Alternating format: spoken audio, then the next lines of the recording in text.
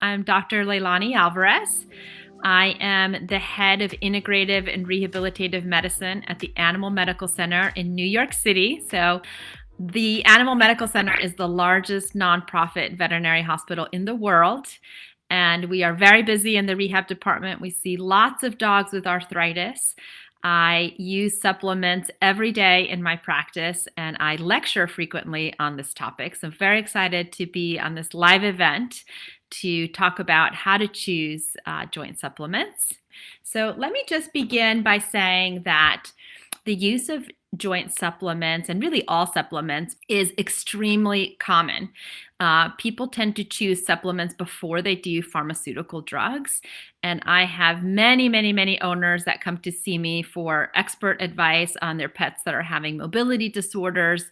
And some of them come literally with a bag full of supplements, and they haven't used pharmaceutical drugs. So this is something very common that I see. And a lot of these supplements, even to me, are unknown. There's products coming out all the time. And I think both for clinicians as veterinarians, but definitely for owners, we're overwhelmed with the amount of choices that are out there. And I find that consumers, at least, choose supplements based on advertising. So I think if the company does a really great job of presenting their product, people tend to buy it and may not know whether what the company is telling them has been verified. That's a big issue. There's also been a lot of studies demonstrated that what the bottle says, like if you go to a pharmacy and you pick up the supplement and you look at the ingredients, when that's actually tested at an outside laboratory, we often find that what the label says is not actually in there. So that's a little bit scary, that we're spending money on something that we think is going to be effective, but then the product's not even in there. And even perhaps more concerning is that there can be contaminants. That was actually demonstrated in a study published in the Journal of the American Medical Association in 2018. It's a big study, and they found very, very common contaminants in supplements that contain things like pharmaceutical drugs that are not reported on the label. Heavy metals are common, particularly for fish oils. We can find pesticides, particularly for herbal supplements, because the plant is treated with the pesticide and then that gets processed and it ends up in the product. You can have fungi, you can have bacteria. So all types of contaminants that can be in the product. So how do we choose a supplement? Well, I will tell you the criteria that I use. And I'm not saying it's the best way, but I'm just sharing what I do, which is that first and foremost, I'm looking for a well-established company. I don't want to put my patients on a supplement that just came out. And why is that? Certainly there could be like a great up-and-coming company, and maybe they have a great product, but usually it takes time to figure out how to do things correctly, meaning how to not have contaminants, how to set up that third-party laboratory testing in a way that still allows the company to be profitable, because that's a lot of extra cost on the company. And I definitely want to see that. And also, if they do discover a problem, do they have the financial backing in order to remove that product from the market and still stay afloat? Because you want, first and foremost, for the product to be safe. So I am personally not experimenting with new companies. I am going with well-established companies, typically that have been in business for at least 10 years, because then I can feel fairly sure that this company has made it this far because they're making likely a reputable product, more likely than somebody who just decided to make an herbal supplement from their own garden, which happens. So that's number one, well-established company. And then number two, an absolute must for me, is that the company needs to have third-party laboratory testing. And that means that the product is being sent to somebody who is not financially linked to the company and is verifying the ingredients that are in there. And why is that important? Well, it's not always in the company's interest to discover what is in the product if it's not what they thought was in there, which even the best companies, that can happen. You can not realize that one of the sources where you get products from has changed, and maybe there's a higher amount of a trace mineral that you didn't even know was there unless you tested for it. So that is really, really important. And some companies do third-party testing, but it's not obvious on the label. I try to choose products where it's on the label. So a GMP label, good manufacturing practice, means they're doing third-party laboratory testing. National Animal Supplement Council is the equivalent on the veterinary side that they're doing this testing. You can also always reach out to the company and ask them for a COA, that is a certificate of analysis, and any reputable company should have that readily available and be able to provide it for you. And then my higher level of criteria, which I definitely apply for supplements that I'm choosing for my patients, but it's definitely harder to come by, is I want there to be a safety study, meaning that the product has been tested in the species that I'm using in it. So let's talk about a joint supplement. I want that to have been tested in dogs with arthritis. And not only do I want to know that it's safe, have they done any type of pharmacokinetic studies to know what is the right dose? What dose is effective and bioavailable in my patient? Let's talk, for example, about turmeric, curcumin. Very, very common supplement these days. Certainly has a lot of anti-inflammatory effect when you look at the in vitro studies, meaning the laboratory studies. But it turns out that when you ingest curcumin, the bioavailability is very, very low. In the dog, it's less than 1%. So you can spend a lot of money on our curcumin supplement, but if the company hasn't done studies to demonstrate its bioavailability, then you're spending a lot of money for something that's just going out the other end, literally.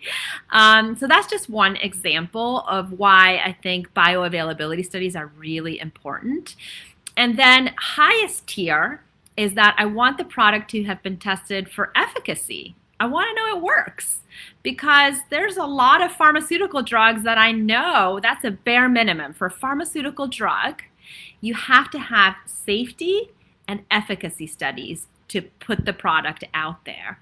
So I really want to hold supplements to the same standard that we do pharmaceutical drugs, because if we don't, we're really opening ourselves up for not just that they might not work, but could they potentially be dangerous? Certainly if a supplement is working, then we expect that there could be interactions between the supplement and a pharmaceutical, or supplement to supplement interaction. These things are very common, and if it hasn't been studied, then we don't know. So in short, my criteria is choose a well-established company, make sure the product is being third-party laboratory tested, ideally with a label on the product that tells you so, and look for bioavailability and efficacy studies. So that, in a nutshell, is what I look for in supplements. And you will be very surprised when you start to look into the supplements that are out there. Very, very few actually meet all of that criteria. And the other thing that I will say is, don't trust the information that's coming directly from the company, because, for example, a common thing that I see is they quote studies that their product has been backed by scientific research, but you might want to do your research on that. Sometimes the studies that are being quoted are laboratory studies that were tested in a petri dish but not in a live patient, or very, very common, they quote studies that are done on a different product. And because supplements have such variable ways that they can be made, the studies from one company are definitely not transferable to another company. So keep that in mind. More reliable sources of information would be academic websites, like the Mayo Clinic has a really nice website about supplements. Government websites are fairly reliable as well.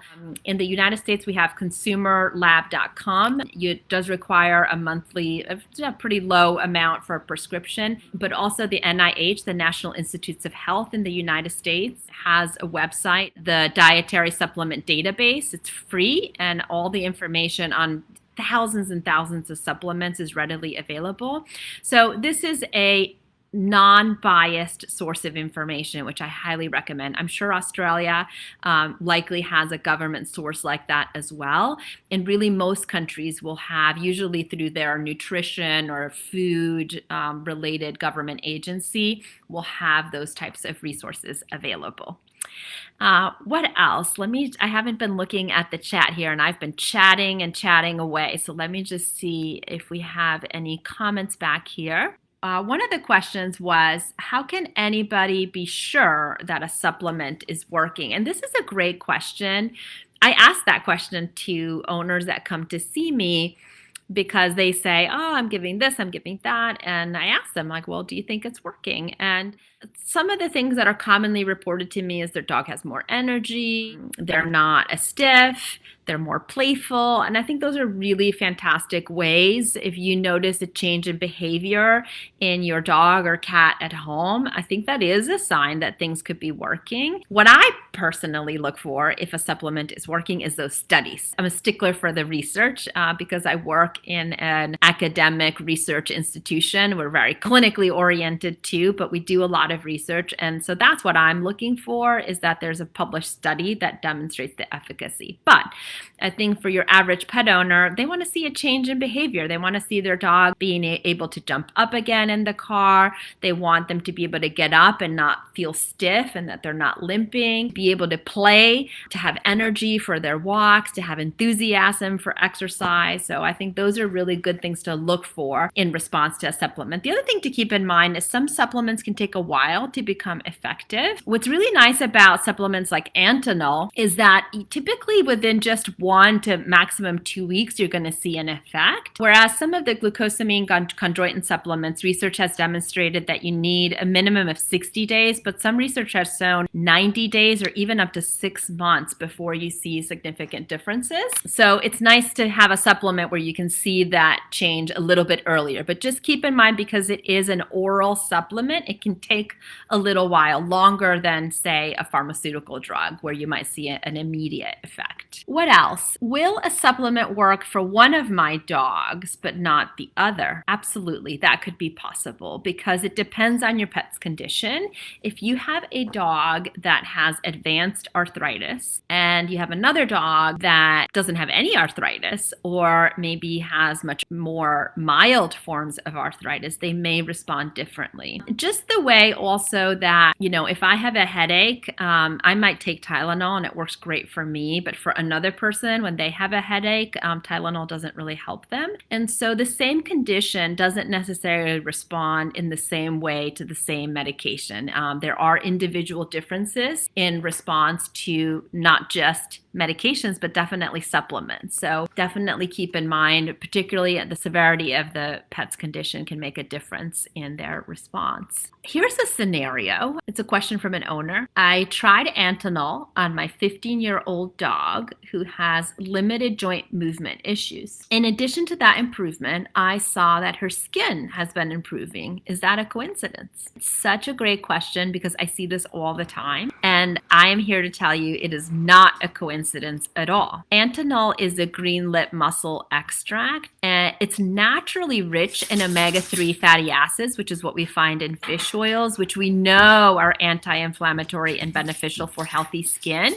But in addition to those omega-3 fatty acids, it also has eicosapentaenoic acid, ETA. So EPA and DHA is what we find in the fish oils, but Antanol also has ETA in addition to other anti-inflammatory fatty acids, and also it has some minerals that are very beneficial. Even some natural sources of glucosaminoglycans are in there. So because it comes from a natural organism, there's not just one ingredient, but many beneficial ingredients. And in particular, because the skin has a membrane that requires fatty acids to be healthy, when you supplement with these fatty acids, typically we will see skin conditions get better. So Antanol is not just good for joints, it's definitely helpful for dogs that have skin allergies, particularly if they have dry skin, itchy skin, flaky skin. You're likely to see an improvement in the skin as well. Another question. How do we separate from all the promotional claims in the supplement world and know what is legitimate? So, I touched a little bit about this when I first gave my intro on how I choose supplements, but it's such a great question because there is so much misinformation out there. So, again, I would recommend not using the information from the manufacturer, but check on another source. A government website, an academic website, a university website is a better source of information. Also, going on something like PubMed or Google Scholar, where you can look for the actual research study, because sometimes in their website they will quote a study and it's not actually published.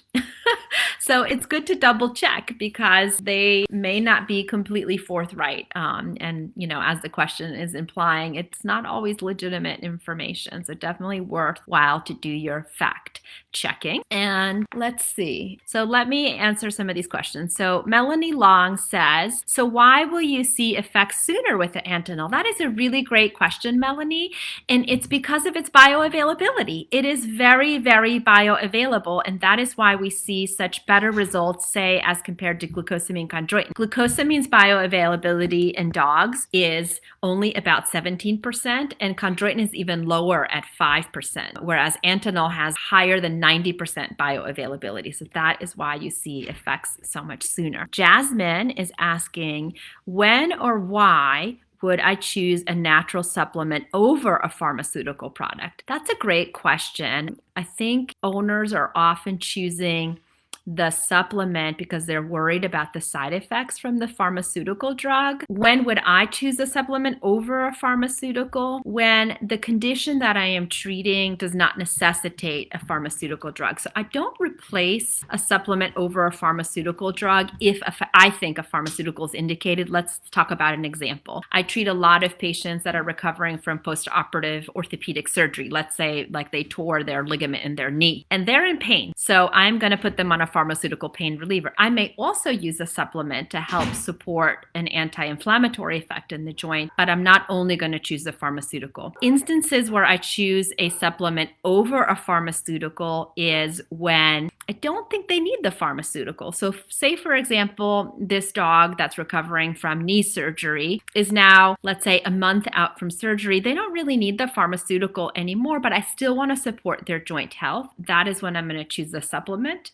over the pharmaceutical. Hopefully that makes sense. Bev asks, how will I know by symptoms if a supplement is needed for further testing or other possible progressive diseases, for example, intervertebral disc disease? Well, what I would say is that if the pet has a chronic condition, using a supplement long-term is beneficial. So certainly intervertebral disc disease, let's say, whether that was treated medically or surgically, it's most common that that disease is present in multiple disc spaces. I really personally love putting those patients on antioxidants because there's a lot of oxidative stress in the spinal cord. So I do like using supplements for chronic conditions, whereas the pharmaceuticals might be potentially a more acute condition, although not always. Sometimes the patients need long-term medication as well. Hopefully that addressed Bev's question. If I use Antanol on my puppy, how will I know it's working on them if I don't have anything to compare it to? I see big differences in the videos of senior dogs online, but how do I tell in my puppy? That's a really good question. And you may not notice a difference because hopefully he's not experiencing any joint pain, but I'll tell you where you may notice a difference in your puppy is in the health of their coat, because it's really important for puppies in their growth and actually in the development of their brain. We know that DHA is very important for brain development. And so you could notice, for example, in addition to having a shinier coat, your puppy might learn tricks better. You might find that he is just a little bit brighter and is able to focus better when you're training him. Is a potential benefit of Antanol because of that DHA that is in there. Colleen asks, omega-3 is recommended for dogs with heart disease. How would Antinol compare for those dogs? Also, how would Antinol be for dogs with pancreatitis requiring low fat? Oh my gosh. Thank you so much for asking this question, Colleen, because I asked this question many years ago, like 15 years ago, when I first really started using a lot of omega-3 fatty acids. I intuitively thought as a veterinarian that we shouldn't use omega-3 fatty acids because they're fats for dogs with pancreatitis. So for any of you listening in, if you don't know, when a dog is diagnosed with pancreatitis, we are prescribing a low-fat diet because we know that fat can aggravate the pancreas. And so we want to avoid fatty foods with pancreatitis. That's actually different in cats, but in dogs, we definitely want to avoid fatty diets. Well, as it turns out, this has actually been looked at by nutritionists, and I was very pleased when my question,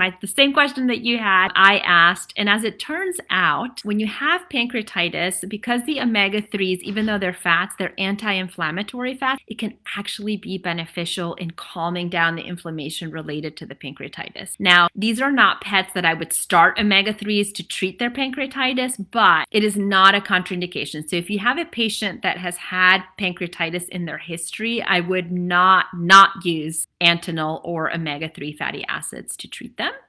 Your question regarding the benefits of omega-3 fatty acids for heart disease, that actually has been studied prospectively. To my knowledge, I don't know that Antinol has been specifically tested in dogs with heart disease. I would expect, just in knowing the mechanism of action of Antinol, that it would be very beneficial for dogs with heart disease because, again, the complex of fatty acids is not just EPA and DHA. There are other anti-inflammatory fatty acids in Antinol that would be expected to benefit heart disease. But we would really need to do a study where we'd go head to head, fish oil omega-3s to Antinol. It would be very interesting to know those results, but I don't have that yet. But I do think it makes sense that Antinol would be beneficial for heart disease. Tess Pumpkin Dillon is asking, with the current supply chain issues worldwide, should we be concerned about companies substituting ingredients, and are they required to disclose this? Oh my gosh, such a great question. I worry about this too. I'll tell you that it gives me peace of mind when we have a product that comes from a single source, because then it's easier if there is a supply chain issue to get that. So Antinol comes from green lip mussel extract. That is it. It is not a combo supplement that has multiple ingredients in it where you're more likely to encounter supply chain issues. For example, I've been seeing this in a lot of the commercial pet foods that they can't get one of the ingredients that goes in the diet. So then now the diet is not available. And it's because there's multiple ingredients in that diet. But, if your diet is cod or sweet potatoes, then you can get sweet potatoes from somewhere else. But, if there's multiple ingredients in there, it's more likely you're going to encounter that. Do they need to notify you if they're replacing one ingredient for something else? The answer is no. But if you wanted to do your research on it, it would be that COA, that certificate of analysis, because they would need to report it there. But they're not regulated. Supplements are not regulated by the FDA. And in most countries, the government agencies that regulate pharmaceutical drugs do not regulate supplements. And for this reason, they are not required to report that. And so it really would require, in the United States, somebody needs to file a complaint against a company in order for them to even be investigated. It's not governed by the FDA. So there absolutely could be changes in ingredients that the company will not disclose to you. So again, why my number one criteria is choosing a reputable company, because you don't want to be using supplements from a company that doesn't have the financial backing to be able to source their ingredients appropriately, particularly during a pandemic, right? All right, awesome. Adrienne is asking, how effective is Antinol to help pups with weak pasterns or knuckling? Pasterns, I'm thinking of my horses. Collagen, which is a major building block of tendons, muscles, and ligaments, is really important as pups are, growing, and certainly in adult dogs as well, particularly when they have an injury. And while Antinol is not a collagen supplement or even a protein supplement, the omega-3 profile, as well as the vitamins and minerals that are in there, are very supportive of healing injuries and would would be expected to help those soft tissue injuries. So I do think of Antinol not just for treating joint disease, but really any type of injury, because when you have injured tissue, you enter an inflammatory phase.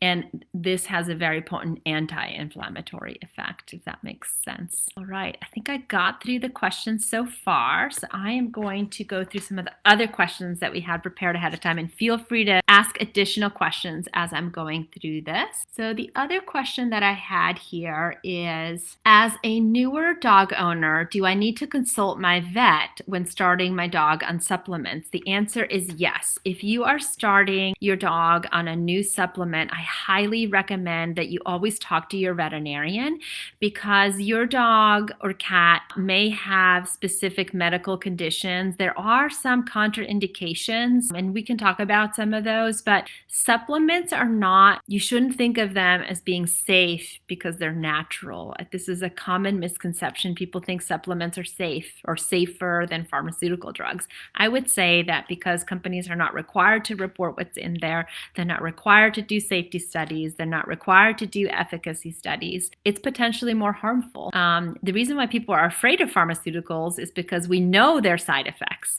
But if a supplement has never been tested for their side effects, we just don't even know what they are. So you definitely always want to consult your veterinarian whenever you're doing a diet change, whenever you're introducing a new supplement, a new medication. You definitely want to consult with your veterinarian. And if your veterinarian doesn't like you using a supplement, or you're just like not meshing, go to another veterinarian. As doctors, we have a lot of different opinions, and I welcome that. I love working with different colleagues that have different opinions. I'm always learning from my colleagues. But certainly, if you like using supplements and you feel like you're not able to have that open conversation with your veterinarian, consider going to another veterinarian. But you definitely always want to be in close contact with your veterinarian when you're starting new supplements. And the next question is, this is from a dog owner. So currently I give my 8-year-old Sheltie 3 supplements: Dosiquin with MSM, half tablet daily, 1 TDC, 1 tablet every other day, and then Bayron Canine Omega-3, a 1/4 teaspoon daily. And the question is that I want to start her on Antinol and have the following questions. Could I add Antinol to my dog's existing supplements? So again, Dosiquin with MSM, TDC, and the Bayron Canine Omega-3.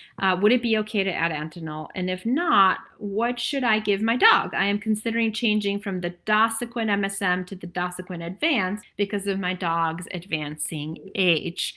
So this is a question, a multi-layered question, I feel, because, this gentleman's 8-year-old Sheltie is already on 3 supplements and thinking about adding an Antinol. So I think before I answer this, let's talk about what those 3 supplements are. Dosiquin is made by a company called Nutramax. It's a very well-known supplement, very commonly used by veterinarians. It has glucosamine chondroitin. The original product was Cosequin. And then they came out with a product called Dosiquin, which the difference between that and the original is that it has ASU, which is avocado soybean unsaponifiables. So that's what Dosiquin is: glucosamine chondroitin, avocado soybean unsaponifiables, and then this particular product they're giving also has MSM. The other product is 1 TDC. That stands for tetradecanol complex. It comes from beef tallow. It's basically a complex of esterified fatty acids, and it actually gets rubbed into the gums. So it's not like a capsule or something or a powder. It goes and it's absorbed transdermally across the gingiva, and is purported to help for dental disease as well as arthritis. And then the last one they have here is the Bayron Canine Omega-3. So what I would say is that to answer the question, yes, you could add Antinol. It would not be contraindicated with any of those 3 supplements. I would personally argue that out of all of those supplements, only the TDC has any prospective studies on its product. Dosiquin and Dosiquin Advanced do not have prospective studies on dogs that are demonstrating their bioavailability or their efficacy, and neither does the Bay-Run Canine Omega-3. There are many studies on omega-3 fatty acids, but remember, the products are not the same, made by different companies. So I'm always looking for that particular product having been tested, and that particular company has not done any research. And the TDC research that does exist was done in cats with dental disease. And then the company does talk about a study that they did in dogs, but it was never published. So it was not peer reviewed. So, I want to give everybody the benefit of the doubt, but I'd much rather have a published study. It makes me feel more confident about it. So I'd kind of go for the Antinol. And then if you wanted to choose other supplements, I would choose supplements that have all that criteria that I talked about, right? That they have safety and efficacy, and they have that third-party laboratory testing. I want to see that label on their product. But to answer your question, yes, you could add in the Antinol. Oh, and then they're saying they were considering changing from Dosiquin to Dosiquin Advanced. So in addition to the avocado soybean unsaponifiables and the glucosamine chondroitin, Dosiquin Advanced has Boswellia serrata, which comes from a tree that grows naturally in the Middle East and Africa. And a lot of recent research, actually, very promising in the treatment of osteoarthritis for Boswellia. And then it also has alpha-lipoic acid, which is an antioxidant. And it also has curcumin, which we mentioned a little bit earlier. So I would really want to see their bioavailability studies there. But again, Dosiquin Advanced, no prospective studies showing efficacy. So I'm personally not a huge fan of that product because they don't have a label on the product telling me that there's third-party laboratory testing. The company says they do their own testing, but I would really prefer that to be outside laboratory testing. That's what I'm looking for. Will Antinol affect triglyceride levels? Interestingly enough, typically they will lower triglyceride levels because these are anti-inflammatory. Usually the triglycerides are the pro-inflammatory. And Colleen is asking, should Antinol be used in conjunction with glucosamine chondroitin HA, or does Antinol contain those? Antinol does not contain glucosamine chondroitin or HA. HA is hyaluronic acid. You can absolutely use them in conjunction. The research on glucosamine chondroitin, there was actually a systematic review that was published in Veterinary Medicine, for which the conclusion was that glucosamine and chondroitin has very poor level of evidence and is not really substantiated in the research. So I'm not a big fan of using glucosamine chondroitin. It's the most common joint supplement and most commonly purchased joint supplement, but does not actually have great research behind it. And this is actually true in humans as well. A lot of people don't know that, but not a lot of great research behind. Well, there's a lot of research, but not a lot of support that it actually works. Ellen Richardson is asking, I'm a little late getting here, no worries. So not sure if this has been asked yet. Is it possible to give too many supplements? My vet said no, but I'd like your opinion. Well, thank you. I definitely, I do think it's possible to give too many supplements. You're saying you're giving your arthritic dog Dosiquin with MSM, Well-Actin, and T-Relief, plus getting Adequan injections every other week. Awesome, Ellen. I'm so glad you asked this question because what you're giving your arthritic dog is very common. So you probably already heard me talking about Dosiquin with MSM that has glucosamine, chondroitin, avocado soybean unsaponifiables. We don't have prospective studies in dogs demonstrating safety, efficacy, bioavailability. Well-Actin is an omega-3 fatty acid, also not backed by research.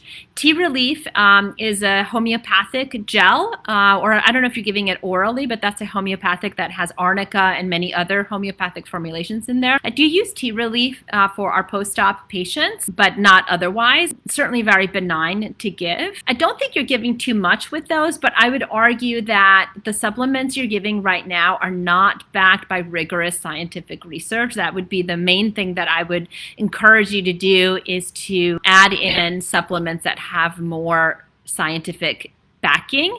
The Adequan, out of everything you're giving, the Adequan has the most evidence. Adequan is an FDA-approved drug. It has both safety, efficacy, bioavailability. It's an awesome, awesome medication. I definitely use Adequan in most of my arthritic patients. Buddy Mars Krupa asked me if I approve of Antanol.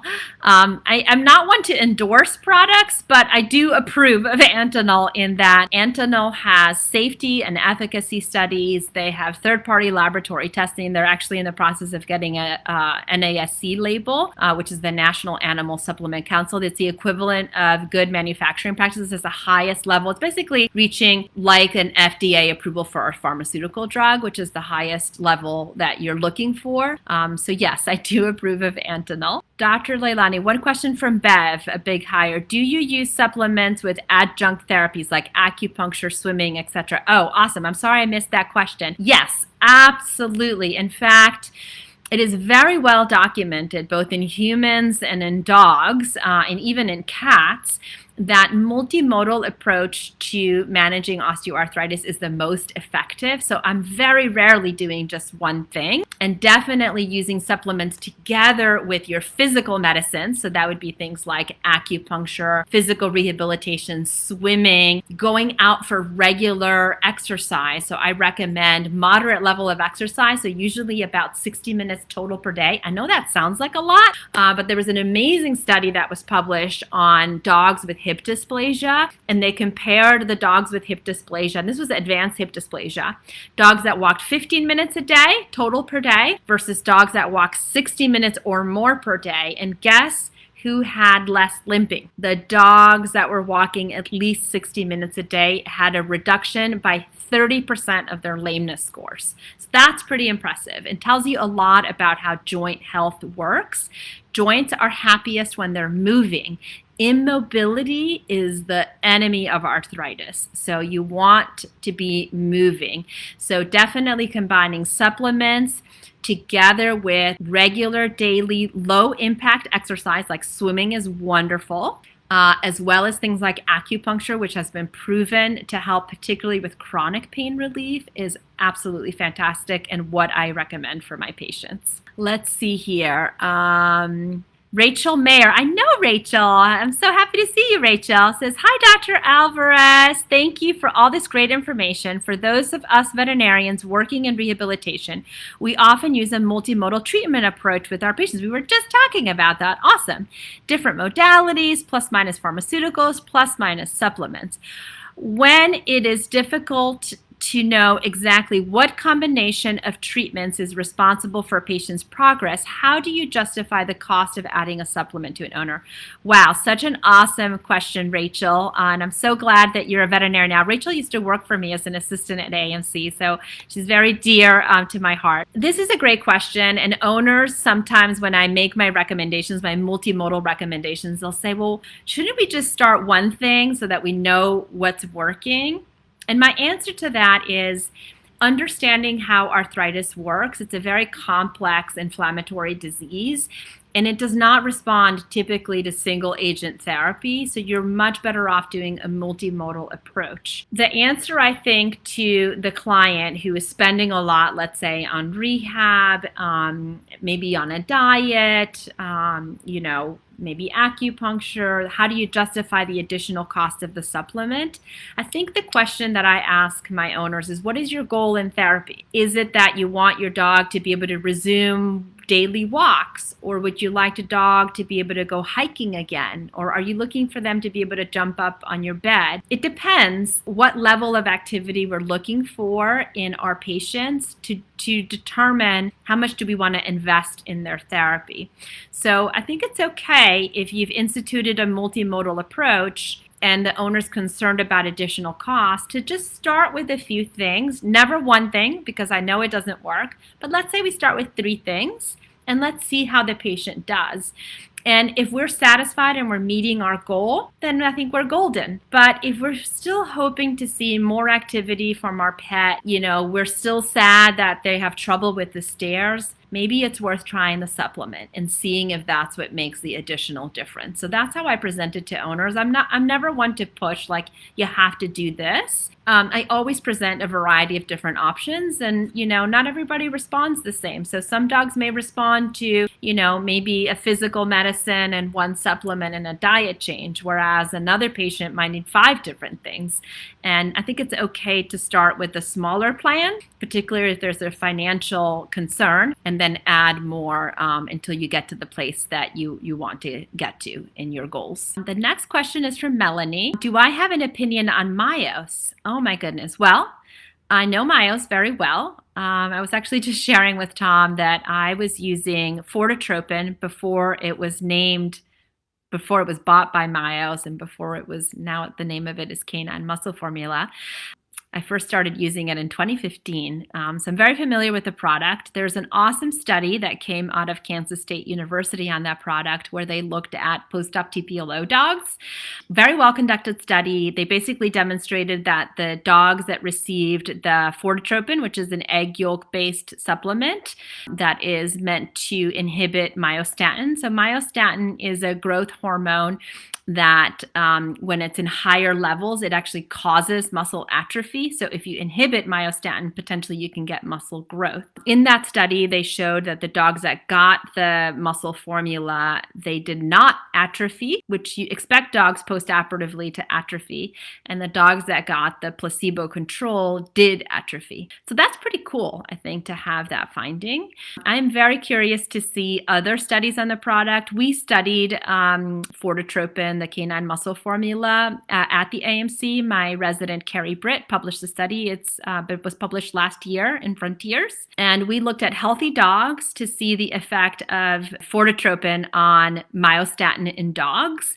And we found it had no effect. So maybe it would have an effect on unhealthy dogs, like older dogs or injured dogs. But in healthy dogs, we did not find that the canine muscle formula had any effect on healthy dogs and their myostatin, for whatever that's worth. I'm very curious to see additional studies from the company. I do know that they're interested in pursuing research, which is always fantastic. I would also love to see third-party laboratory testing and an NASC label. I don't believe they currently have that. So, I don't have any definitive like positive or negative, I'm waiting to see more.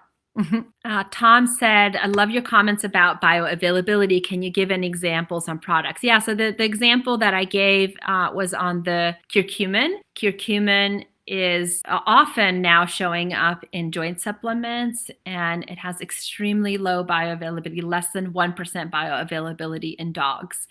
And so without a demonstrated bioavailability study on that product, again, it's not just like if one company does a study on it, it's that company on their product, because they can be manufactured in very many different ways. But that's probably the biggest example. The other one, of course, is glucosamine chondroitin, and the bioavailability is not great in dogs. And so it can make a difference in how it's manufactured, and you want to see that bioavailability being demonstrated in the supplement. Bev says, thank you. I remember you, Dr. A, from some years ago before you were at the Animal Medical Center. Oh my goodness. Yeah.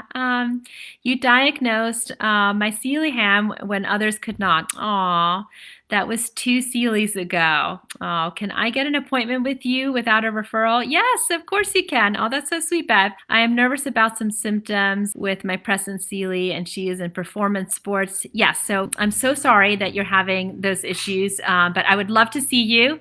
You don't need a referral. You can call the Animal Medical Center. I'm going to give you the direct phone number. For any of you listening, if you want to make an appointment with me, the direct phone number to my department is 212-329-8610, and that will reach you directly into the Integrative and Rehabilitative Medicine department. That's where I work, and I would be happy to see you. We do have a wait list. My earliest appointment right now is in April. I'm so sorry. But we have a wait list, and we do get cancellations because there's a wait list. And so sometimes people cancel, and I am able to see patients sooner. So don't be discouraged because there's a wait list. And I would be happy to see, and any of you who are listening in tonight. In fact, you can even say that Dr. A said you'd put me on your priority wait list because we were on the Facebook Live. Melanie Long asked, is there something similar to Myos that is not egg-based? I have patients with egg allergy. I am not familiar with that. So I would say definitely if your patient has an egg allergy, you should not be using the Canine Muscle Formula by Myos, but I am not familiar with another product. You could use something like creatine, which is purportedly a muscle building supplement, also branched chain amino acids. None of these things have been prospectively studied in dogs, so I'm personally not a big fan of my patients being guinea pigs with new products. I really like there to be a prospective clinical trial where we're really looking to see the effects on a population of dogs before I am supporting the use of that product. And a question from Tom, can you use Antinol with Myos together? Yeah, absolutely, 100%. In fact, I think, in my opinion, I know Myos talks about inhibiting myostatin. We did not find that when we tested that.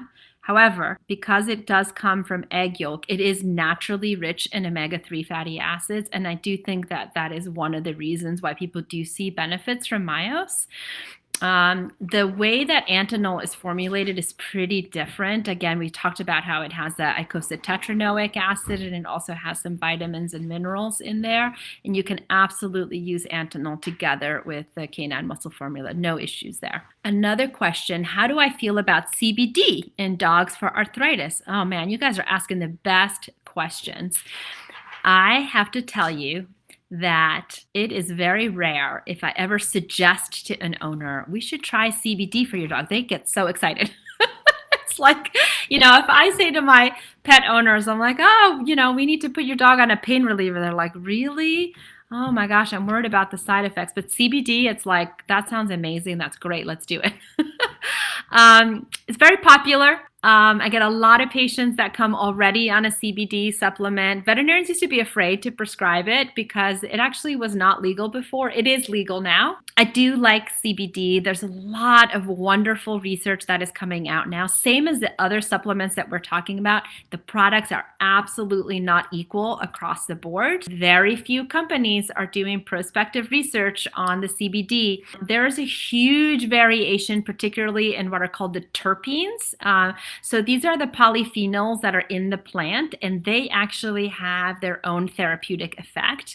And that terpene profile is extremely variable between different products. So again, I feel like I'm beating a dead horse here, but you really want to choose supplements that have been prospectively studied, and CBD in particular, because they are so wildly different between different products.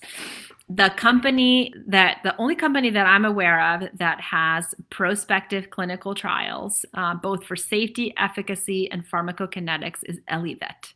They did their studies out of Cornell University, and they are also doing other studies at multiple other institutions. So that's the product that I recommend. I do find efficacy with it. That particular product has CBDA in addition to CBD, and CBDA actually inhibits cyclooxygenase, which is the same thing that nonsteroidal anti-inflammatories inhibit. So it doesn't have any of the side effects that we associate with things like Rimadyl and meloxicam, which are COX-2 inhibitors. But the CBDA has similar anti-inflammatory effects without causing the kidney or liver damage. So that's very promising. And there are some companies out there. The other one that I really like is by RX Vitamins. Rob Silver has a really nice product out there that I think he's working on doing a clinical trial. Anyway, that is a really nice quality product as well. And there was a company, ABSC, that did a prospective clinical trial out of CSU with Felix Duer, and that was not shown to be effective. So it was really good that the company did the research, but unfortunately the results were not positive. So that's CBD. I hope there's a lot of products out there, and I hope more companies will do research because, I'm confident that there are other products that are very likely clinically beneficial, but I would like to see those tests. And extremely important for CBD that you have that third-party laboratory testing. What are my thoughts on Trixin? Yeah, so Trixin is basically a natural source of pancreatic enzymes. I have had many owners use it. It's not something I routinely recommend myself. I'm a big proponent of probiotics and prebiotics for good intestinal and pancreatic health. I don't have any strong feeling for Trixin one way or another. I'd have to look into the company again to see what type of testing they do with their products. So do your research, check to make sure that they are doing third-party laboratory testing. And I don't think they have prospective studies on that particular product, but I could be wrong. I haven't looked into that for a while, but I have had patients that have used it successfully. Buddy is asking, my 13-year-old developed lenticular sclerosis, which is an aging change of the lens, wondering if you would still recommend using Antanol. Absolutely, definitely. That's a natural aging change of the lens. There'd be no contraindication to using the Antanol. In all honesty, I don't think the Antanol is going to reverse any of those changes, but it's anti-inflammatory. That change that happens in the lens is because it's drying out, so the lens is becoming dehydrated, essentially. There is an herbal product, oh my gosh, and I can't remember it now, but it was a veterinary ophthalmologist that looked at it, and it's pretty well marketed. I can't remember the name of it. I'm so sorry, but there is an herbal supplement that is meant to improve the health of eyes and was prospectively studied, and it's a quality product. I'm sure if you just typed, herbal supplement, veterinary eye supplement. I'm not an ophthalmologist, so I don't treat eye conditions, but you might want to look into that. Question from Colleen: how does Antanol compare to whole green lipped muscle supplements like Glycoflex, for example? Oh, this is a really awesome question. Antanol is an extract, a concentrated extract, and it's a really good question because I actually have owners that say to me like, oh, I feed my dog salmon every day to get the omega-3 fatty acids. But the thing you need to realize about supplements is they are concentrates, and that is how they become medically effective, because while it's, I think, one of the most important things that you can do for health is to eat a healthy diet, true for our pets as well, it's not going to have a medicinal benefit other than improving nutritional health. But if you really want that high anti-inflammatory dose of the EPA, DHA, and ETA, you want that extract. So that's the difference between whole green lip mussels and Antanol, is that you are doing an extract. Now, Glycoflex is something different. That is not a whole green lipped mussel. Glycoflex has glucosamine chondroitin, and it does have green lip mussel in there. Don't believe it's an extract. So, I mean, you might be right that has a whole green lip mussel, but that's not all that is in Glycoflex. Interestingly, that product did do a study out of Washington State University, which I was really pleased to see. But here again, the company talks about this study, but it's not published. And I don't know why. But there is a study out there that did show efficacy for that product, but it was never published. So it doesn't have any peer review. But the study looked good. I'm not sure why it was never published. What do I recommend for psoriasis? Oh my gosh. Well, that is really a human condition. There are certainly similar skin conditions. But I'll tell you what, I am not a dermatologist, but I absolutely see dogs on Antanol that have skin problems. Their skin is amazing on Antanol. So I would definitely try Antanol, but then also see a veterinary dermatologist, okay? Unless you're talking about human psoriasis, and then I think you need to see your human physician because I do not know how to treat that in humans. Trixin is a high molecular weight HA supplement. Oh my gosh, Colleen, I am so sorry. I thought Trixin was a pancreatic So sorry. Thank you for correcting me, Colleen. High molecular weight HA supplement. I knew I had heard of the supplement. I just got that totally wrong. I am so sorry. You know, the thing about oral HA is that the bioavailability is very low. I am only familiar with one oral HA, which has been shown to have bioavailability, and that's through a microfermentation process. So I better stop talking about Trixin because I clearly don't know very much about it. I am not currently using that supplement, so I'm not going to put my foot in my mouth anymore because I thought it was a pancreatic supplement. I'm so sorry. In general, I prefer to use HA injectably in the joint, but there is a product out there that uses a microfermentation process that had demonstrated bioavailability. So just if you're going to use an oral HA supplement, make sure that you look at that bioavailability. Do you know where we can find info on bioavailability of herbs and other species, like in dogs and cats? Yeah, so those websites that I was mentioning before, so consumerlab.com, they do have a monthly due, which is very low. It's something like $35 a year or something like that. And then the National Institutes of Health has a National Animal Supplement Database, which is a free website. They post you can look up the supplement and see the studies that are available. The Mayo Clinic has a really nice website. Another hospital like that has a lot of information, it might be Duke. Anyway, the big human hospitals, particularly the ones that have cancer institutes, they often will have resources on supplements and herbs. So those are really good websites to check. But the National Animal Supplement Database, consumerlab.com, Mayo Clinic, those definitely have a wealth of resources on bioavailability and in general scientific backing of a lot of supplements. Rachel asked, do I ever recommend to my patients to take a reputable fish oil supplement in conjunction with Antinol? I'll be honest, Rachel, the answer is no. My first choice for supplementing with fish oils is in the diet.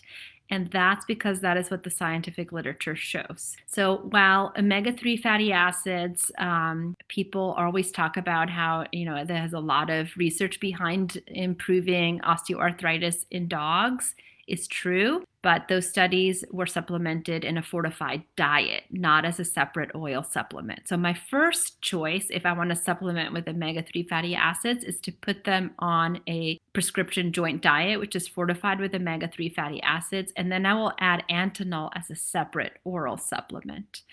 But I'm not typically using fish oil-based supplement and Antinol. In fact, the types of doses that you would need to have an anti-inflammatory effect are upwards of 300 mg per kg, and almost all dogs will get GI side effects from that, like they'll be farting, and I'm not joking, a lot of them will get diarrhea. So most veterinarians are supplementing at much, much lower doses, which are probably not that therapeutic.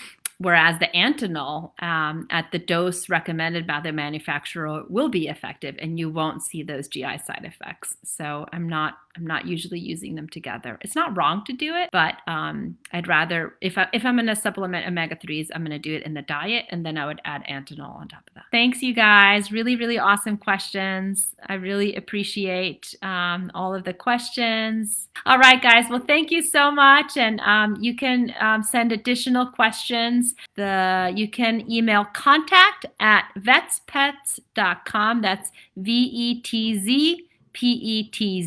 So contact@vetspets.com for any additional questions that they can pass along to me. All right. And Bev, I hope you will make an appointment, and I will see you soon. Thanks, you guys. Have a good night.